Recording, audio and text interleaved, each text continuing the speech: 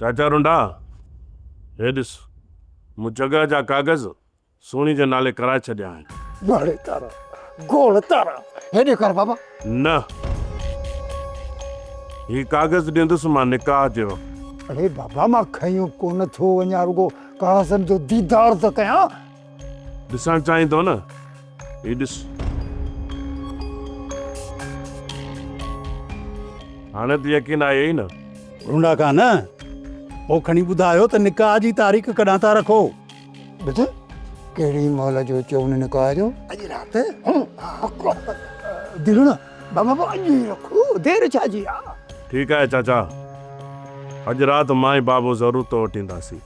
निकाह करे 2 ॾींहंनि खां पोइ लाउंडे छोकिरी खे वठी वेंदासीं। असांखे मंज़ूर आहे बाबा। अबा हल इहा ख़ुशख़बरी हली भेणे खे ॿुधायो। यार बाबा अधी अॻे चओ सॼे घर खे था ॿुधायो।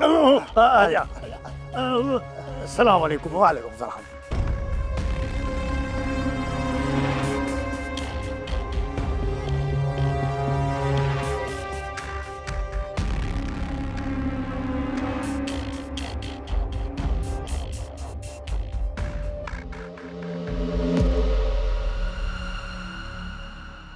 मियां हैदर खान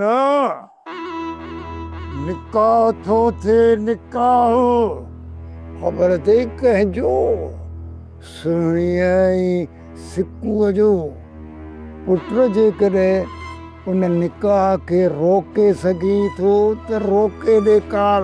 हथ ई जेकॾहिं दम त जेकॾहिं ख़ुदा न ख़ासा निकाह खे रोकराए वे न त मां ॾाड़ीअ ते हथ रखी चवां थो त इन सुहिणीअ जो निकाह तोसां कराईंदुसि, तोसां।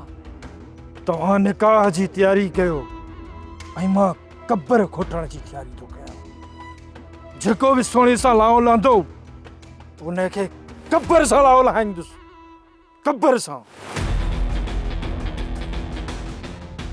यार बाबा सुहिणीअ ई सिको जी शादी चुपचाप में छो नथो कराईं? छोरा तूड़े छा थो सम्झी त मां तुंहिंजी भेण जो निकाह इन्हे नासरे सिकूअ सां कराईंदुसि? हैं वरी तूं इहो छा पतो चईं? अड़े इहा जॻह त थी वई भेण सुहिणीअ जे नाले। हाणे अॻिते ख़बर अथई छा कंदुसि? इन सिकूअ खे हैदर जे हथां माराए इन मलूका ऐं दीनड़ खान खे ठोशा मोशा हड़ी कढंदो सार जाइ मां ॿाहिरि ऐं इहो घर कंदुसि तुंहिंजे हवाले। ऐं टिक करे मामा खां जेके 5 लख रुपया वरिता अथनि उन्हनि 5 लखनि जो तुंहिंजो ॾाज वठी तुंहिंजी शादी कराए ओ इन जाइ में अची रहाईंदोसां। अरे वाह बाबा, यार बाबा तुंहिंजी कमाल जी सोचा। लॻे थो त तूं शैतान जो पुटु न आहीं, शैतान तुंहिंजो पुटु आहे। उहो त बाबा तूं आहीं न, हिन में कहिड़ो शक आहे? यार बाबा सब्सक्राइब कयो असांजो official YouTube channel Sindh TV HD drama ऐं वधीक अपडेट लाइ बेल आइकन खे क्लिक करियो।